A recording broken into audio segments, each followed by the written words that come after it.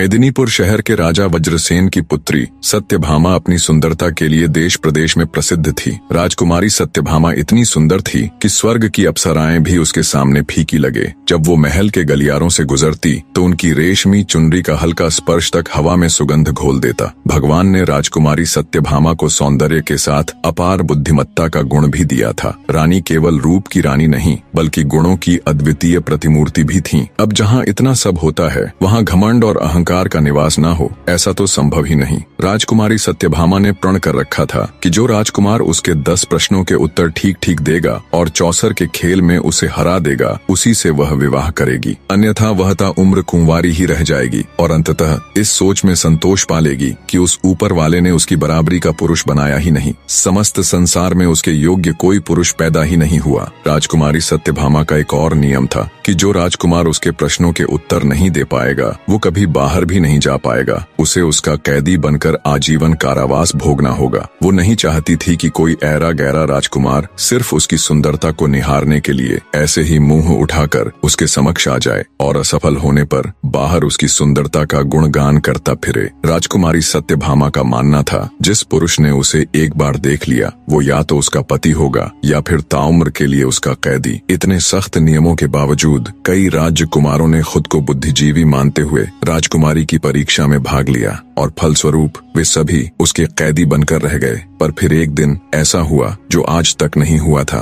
एक राजकुमार किसी तरह उसके कैद खाने से निकलकर भागने में सफल हो गया। वह जंगल में इधर उधर भटकने लगा और भटकते हुए बुदबुदाने लगा, हे मालिक, या तो मुझको उठा ले या राजकुमारी सत्यभामा के दर्शन करा दे। नहीं चाहिए मुझे ऐसी जिंदगी जिसमें वो न हो। राजकुमारी के विरह में वो व्याकुल होकर मारा मारा फिर रहा था। एक दिन वह चंद्रावती नामक नगर के बाहर जा पहुंचा। उसी समय राजा वीरसेन भी शिकार खेलता हुआ उधर आ निकला। राजकुमार उस समय भी वहीं बातें बुदबुदाते हुए विलाप सा कर रहा था। उसके विरह भरे शब्द सुनकर राजा वीरसेन उसके पास आया और उसकी दुर्दशा देखकर पूछने लगा, तुम पर ऐसी क्या विपत्ति आ पड़ी है जो तुम इतने व्याकुल हो रहे हो? राजकुमार बोला, मुझसे मेरा हाल ना पूछो, मेरे प्राण निकलने वाले हैं। मुझे तो बस अब हर जगह वो नजर आती है। राजकुमार की बात सुनकर राजा ने जान लिया कि यह युवक किसी स्त्री का आशिक हो गया है। वह राजकुमार को धीरज बंधाकर बोला, मित्र, अपने हृदय की सारी व्यथा मुझसे कहो, मैं तुम्हारे मन की इच्छा पूरी करने की कोशिश करूंगा। राजा वीरसेन की बातें सुनकर राजकुमार ने राजा को अपने विषय में सब कुछ बता दिया। सारी बात सुन राजा वीरसेन बोला, घबराओ नहीं मित्र,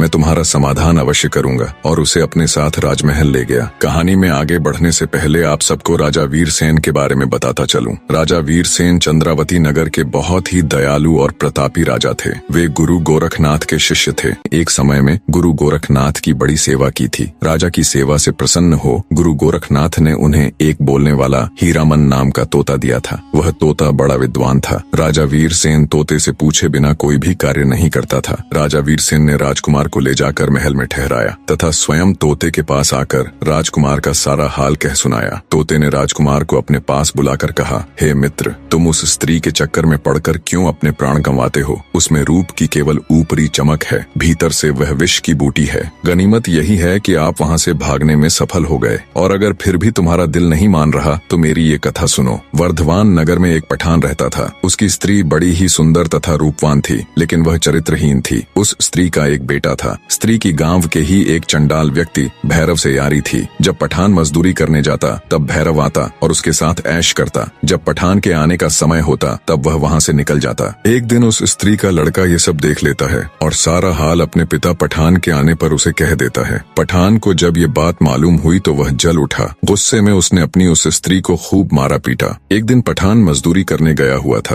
तभी भैरव उसके पास आया और पूछने लगा, क्या बात है, आज तुम बहुत उदास दिख रही हो? स्त्री बोली, मेरे बेटे ने तुम्हारे और मेरे ऐशो आराम का सारा हाल देख लिया और अपने पिता से कह दिया। अब मेरा पति मुझे बहुत मारता पीटता है। भैरव कुछ सोचते हुए बोला, अपने बेटे का गला घोंट कर मार डाल ताकि तेरे हृदय का दुख समाप्त हो जाए। अपने आशिक की बात सुन उस स्त्री ने कामदेव के वशीभूत होकर अपने बेटे को मार डाला। जब पठान मजदूरी करके वापस आया तो वह चिल्ला चिल्ला कर पुकारने लगी, कोई बचाओ, इस जालिम ने मेरे लाल को मार डाला, हाय मेरा लाल। स्त्री का चिल्लाना सुनकर मोहल्ले के बहुत से लोग दौड़ कर आए और पूछा, क्या हुआ? तब उस मक्कार स्त्री ने कहा, मेरा लड़का एक पैसे के लिए जिद कर रहा था, इसलिए इस निर्दयी ने गुस्से में आकर उसे जान से मार डाला। यह बात सुनकर चौकीदार दोनों को राजा के पास ले गया। औरत ने राजा के समक्ष भी यही बात कही। राजा ने पूछा, उस समय का कोई प्रत्यक्षदर्शी या गवाह था जिसने ये सब देखा हो? उस स्त्री ने कहा, महाराज, फला फला एक भैरव नाम का व्यक्ति वहाँ खड़ा था। राजा ने भैरव को बुलाकर पूछा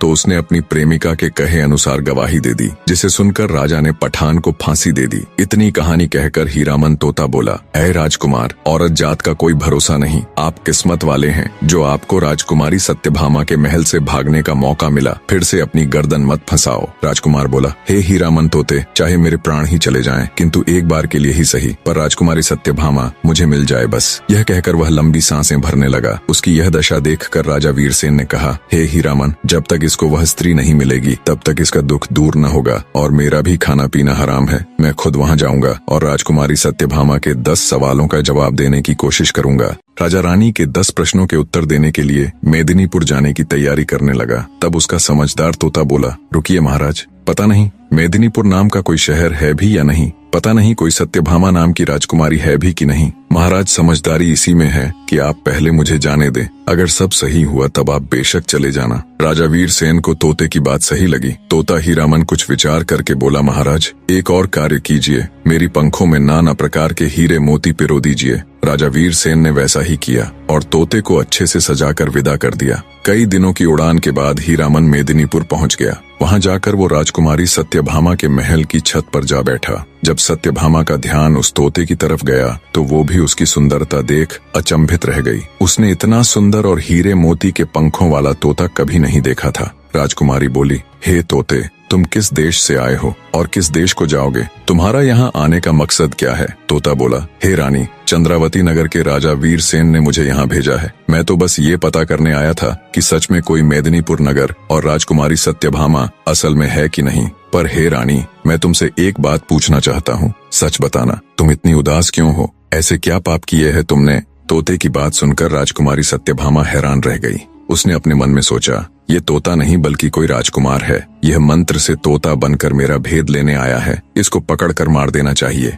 ये विचार कर रानी बोली, सभी लोग जन्म से ही पापी होते हैं जो इस संसार में आते हैं। मैंने इस शरीर को पाकर कोई सुख नहीं पाया। हे सुआ महाराज, मैंने वर ढूंढने के लिए बहुत से देशों में ब्राह्मणों को भेजा, लेकिन किसी से भी मेरी जोड़ी नहीं मिली। राजकुमारी की बात सुन तोता बोला, हे राजकुमारी, जैसी तुम सुंदर और आकर्षक हो वैसे ही मेरे राजा हैं। विधाता ने तुम दोनों की जोड़ी बनाई है, इसलिए तुम मेरे साथ चलो। राजकुमारी सत्यभामा तोते की बात सुन बोली, हे तोते, तुम ठीक कह रहे हो, मुझे तुम्हारी बात पर विश्वास है। विधाता ने कृपा की जो तुमने मुझे दर्शन दिए। अब तुम हमारे पास आओ और बताओ वह राजा कौन है और कहाँ रहता है। मेरी अंगूठी ले जाओ और उससे मेरा विवाह कराओ। मैं उनकी दासी बनकर जन्म जन्म उनके दर्शन करती रहूंगी। तोता बोला, मैं तेरे पास नहीं आऊंगा, तू एक मक्कार स्त्री है, सुना है तू बहला फुसलाकर कैद में डाल देती है। राजकुमारी बोली, मैं बिल्कुल सच कह रही हूँ, मैं तुम्हारे साथ चलने को तैयार हूँ। वो ऊपर वाला साक्षी है, तुम मेरे पास आ जाओ, मैं तुम्हारी मेहमान नवाजी करूंगी। तुम मुझसे क्यों डर रहे हो? मुझे दासी बनाकर अपने साथ ले चलना।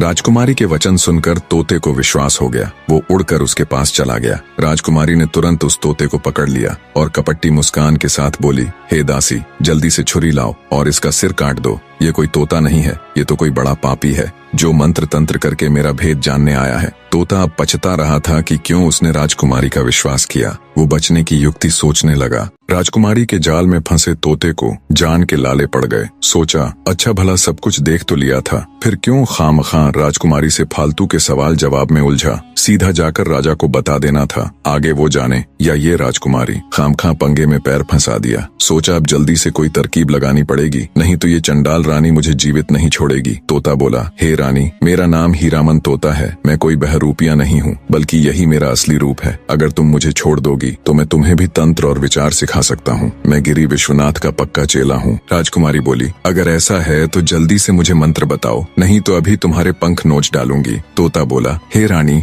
मंत्र ऐसे सबके सामने नहीं बताए जाते। तुम अपनी दासियों को यहाँ से जाने के लिए कहो। ऐसे सबके सामने मैं तुम्हें मंत्र नहीं सिखा सकता, वो तो कान में बताने की चीज है। तोते की बात मान राजकुमारी ने तुरंत अपनी सभी दासियों को वहाँ से भेज दिया। दासियों के जाने के बाद जब राजकुमारी ने मंत्र सुनने के लिए सिर झुकाया आया तो तोते ने उसके गाल पर चोंच मार दी। राजकुमारी सत्यभामा चीखती हुई व्याकुल होकर धरती पर गिर पड़ी। जब तक वो कुछ समझ पाती, तोता वहां से उड़कर फिर से खिड़की में जा बैठा। गुस्से में लाल पीली हो राजकुमारी ने अपनी दासी को आवाज लगाई और कहा, इस दुष्ट तोते का शिकार करने के लिए जल्दी से बाज को लेकर आओ। जब तक दासी बाज के पिंजरे को लेकर आई, तब तक तोता वहां से उड़ चुका था। कई दिनों की उड़ान के बाद वह राजा वीरसेन के पास आ पहुंचा और कहने लगा, हे महाराज, स्त्री रंग, रूप, यौवन में देखने योग्य है। राजकुमार की बात बिल्कुल सत्य है कि कोई उसे एक बार देख ले तो वो उसके मोह को कदापि नहीं छोड़ सकता। परंतु महाराज, उसका स्वभाव खोटा निकला। पहले उसने मुझे पुचकार कर अपने पास बुलाकर पकड़ लिया और फिर मुझे मारने को आतुर हुई। बस गुरु गोरखनाथ की कृपा से बड़ी मुश्किल से किसी तरह प्राण बचाकर भागा हूँ। तोते की सारी बात सुन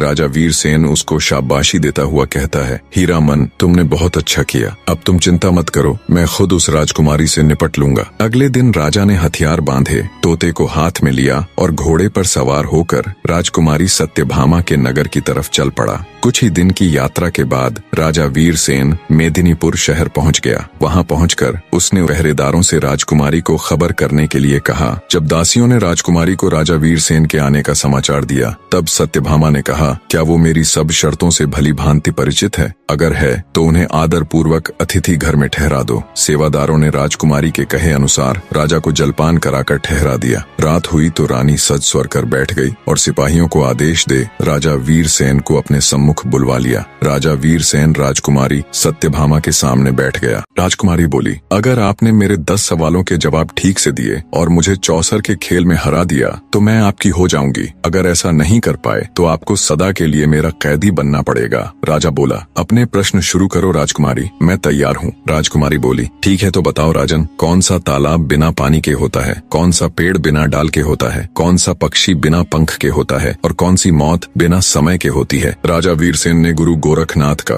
ध्यान करते हुए जवाब देने शुरू किए। सुनो राजकुमारी, आंखें हैं जो बिना पानी का तालाब है, मौत है जो बिना डाल का पेड़ है, जीव है जो बिना पंख का पक्षी है, जिसका कोई भरोसा नहीं कब उड़ जाए, और नींद है जो बिना समय की मौत है। राजकुमारी ने दूसरा प्रश्न किया, कौन तपस्वी है जो नित्य तपस्या करता है? कौन है जो रोज सुबह उठकर स्नान करता है? कौन है जो सब रस उगलता है और कौन है जो सब रस खाता है? राजा बोला, सूर्य ऐसा तपस्वी है जो नित्य तपस्या करता है। ब्राह्मण रोज सुबह उठकर स्नान करता है। इंद्र राजा वर्षा के रूप में सब रस उगलते हैं और धरती है जो सब रस खाती है, अर्थात वर्षा को सोख लेती है। राजकुमारी ने तीसरा सवाल किया, ऐसा क्या है जो कोई स्त्री नहीं कर सकती? ऐसा क्या है जो समुद्र में समा नहीं सकता? ऐसा क्या है जो अग्नि में नहीं जल सकता? और क्या है जिसे काल नहीं खा सकता? राजा बोला, राजकुमारी, एक स्त्री अपने पुत्र के साथ क्रिया नहीं कर सकती। यश है जो समुद्र में समा नहीं सकता। धर्म है जो अग्नि में जल नहीं सकता। और नाम ऐसी वस्तु है जिसे काल खा नहीं सकता। राजा की हाजिर जवाबी और सटीकता के साथ सवालों के जवाब देते देख राजकुमारी आश्चर्य के साथ साथ प्रसन्न भी थी।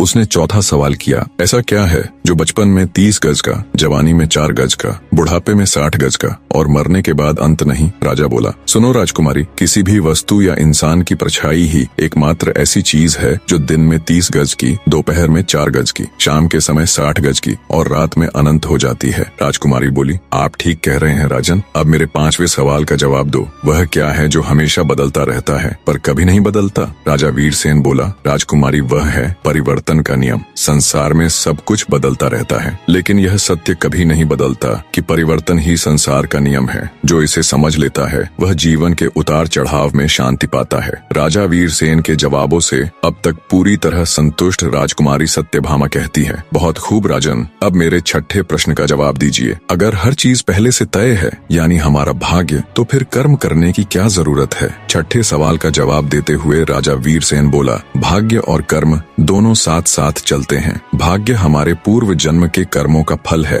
लेकिन वर्तमान कर्म से हम अपने भविष्य को बदल सकते हैं। यदि कोई किसान अपने खेत में कुछ भी न बोए और कहे कि जो भाग्य में होगा वही होगा, तो क्या उसे अन्न मिलेगा? नहीं, उसे मेहनत करनी होगी, बीज बोने होंगे, पानी देना होगा, तभी फसल आएगी। इसी तरह कर्म हमारा प्रयास है और भाग्य उसका परिणाम। राजा की एक बार फिर से सराहना करते हुए राजकुमारी सत्यभामा ने अपना 7वां प्रश्न किया, मनुष्य को इस संसार में सबसे बड़ा धोखा कौन देता है? राजा वीरसेन बोला, हे राजकुमारी, मनुष्य को संसार में सबसे बड़ा धोखा उसका अपना मन ही देता है। मन ही वह शक्ति है जो हमें सत्य और असत्य, मोह और वैराग्य, प्रेम और घृणा, सुख और दुख के बीच उलझा देती है। मनुष्य सोचता है कि बाहरी दुनिया उसे धोखा देती है, लेकिन वास्तव में बाहरी दुनिया केवल एक दर्पण मात्र है। जो कुछ मन में है वही संसार में प्रकट होता है। राजा वीरसेन का जवाब सुन राजकुमारी सत्यभामा बोली, बहुत खूब राजन, अब मेरे 8वें प्रश्न का उत्तर दीजिए। अगर सुख और दुख दोनों ही अस्थायी हैं, तो फिर मनुष्य दुख से इतना डरता क्यों है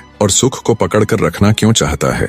राजा वीरसेन कहता है, हे राजकुमारी, क्योंकि मनुष्य अज्ञानता के कारण यह भूल जाता है कि संसार में कुछ भी स्थायी नहीं है। ये संसार परिवर्तनशील है। सुख और दुख दिन और रात की तरह एक दूसरे के पूरक हैं, लेकिन मनुष्य सुख को पकड़कर रखना चाहता है और दुख से बचना चाहता है, क्योंकि जब मनुष्य सुखी होता है तो उसे लगता है कि संसार पर उसी का नियंत्रण है। वह मान लेता है कि उसका भाग्य अच्छा है और जैसा वो चाहता है सब कुछ वैसा ही हो रहा है और हमेशा सब कुछ वैसा ही रहेगा, लेकिन ये उसका सबसे बड़ा भ्रम है। इसी प्रकार जब दुख आता है तो मनुष्य अपने पर नियंत्रण खो देता है। उसे लगता है कि सब कुछ बर्बाद हो रहा है, जबकि वास्तविकता यह है कि दुख भी उतना ही अस्थायी है जितना सुख। राजकुमारी सत्यभामा 9वां सवाल पूछती है, हे राजन, क्या यह संसार हकीकत है या केवल एक भ्रम है? राजा वीरसेन बोला, सुनो राजकुमारी, ये संसार अस्थायी है, इसलिए इसे पूर्ण रूप से वास्तविक नहीं कहा जा सकता। जो चीज स्थायी नहीं होती वह भ्रम होती है। उपनिषदों में कहा गया है, ब्रह्म सत्यम जगन मिथ्या,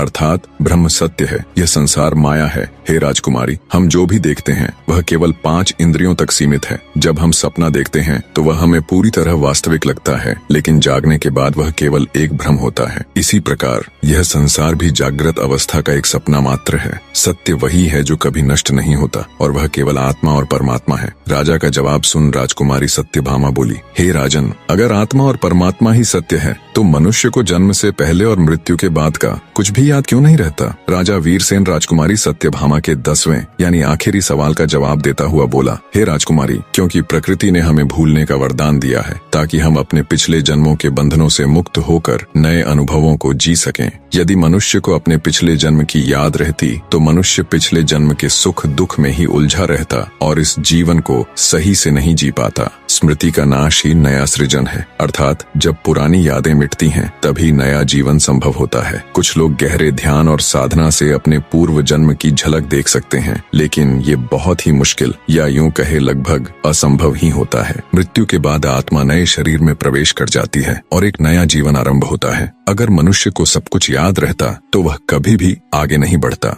राजा ने राजकुमारी सत्यभामा के 10 प्रश्नों के उत्तर सही सही दे दिए। यह देखकर राजकुमारी सत्यभामा बहुत प्रसन्न हुई। उसने कुर्सी से खड़े होकर राजा का अभिवादन किया और बोली, मान गए राजन, आप वाकई में बहुत बुद्धिमान हो, पर अभी मेरी सभी शर्तें पूरी नहीं हुई। अब आपको मुझे चौसर के खेल में हराना होगा राजन। राजा वीरसेन खुद चौसर का एक अच्छा खिलाड़ी था। बोला, ठीक है राजकुमारी, आपकी ये शर्त भी पूरी करने की कोशिश करूंगा। राजा वीरसेन और राजकुमारी सत्यभामा के बीच चौसर का खेल शुरू हो जाता है। अंततः राजा ने राजकुमारी को चौसर में भी हरा दिया। यह सब देख राजकुमारी सत्यभामा अपने पिता के पास गई और सारा हाल उन्हें कह सुनाया। राजा वज्रसेन यह सुनकर अति प्रसन्न हुआ। उसने मंत्री को भेजकर राजा वीरसेन को बुलाया और बड़े आदर सत्कार से बैठाया। वीरसेन ने कहा, महाराज, मैंने आपकी बेटी के सभी प्रश्नों के उत्तर दे दिए और उसे चौसर में भी हरा दिया। अब आप अपनी बेटी को मेरे साथ भेज दीजिए। तब राजा वज्रसेन ने कहा, मैं कोई शुभ घड़ी देखकर अपनी बेटी का विवाह करके आपके साथ भेज दूंगा। तब राजा वीरसेन बोला,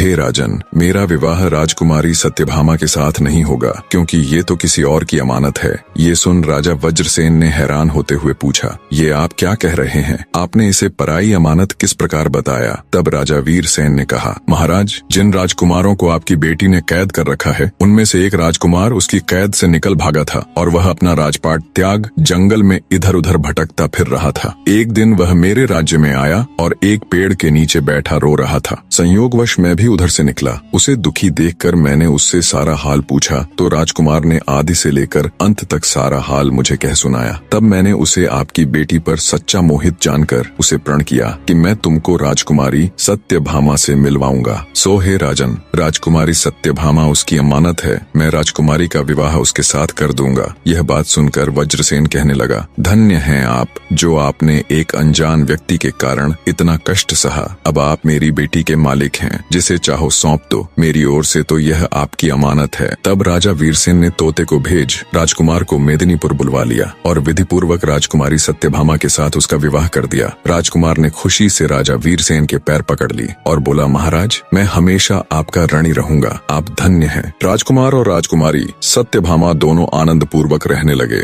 राजा वीरसेन ने राजा वज्रसेन से विदा ली और अपने तोते के साथ अपने देश चला गया। निष्कर्ष, राजा वीरसेन और राजकुमारी सत्यभामा के बीच का संवाद हमें यह सिखाता है कि जीवन में सुख और दुख, दिन और रात, प्यार और घृणा जैसी चीजें एक दूसरे के पूरक हैं। जो आज है वो कल नहीं होगा, चाहे दुख हो या सुख। यदि हम इन बदलावों को समझकर शांतिपूर्वक स्वीकार कर लें तो हमारे जीवन की यात्रा आसान हो जाती है और हम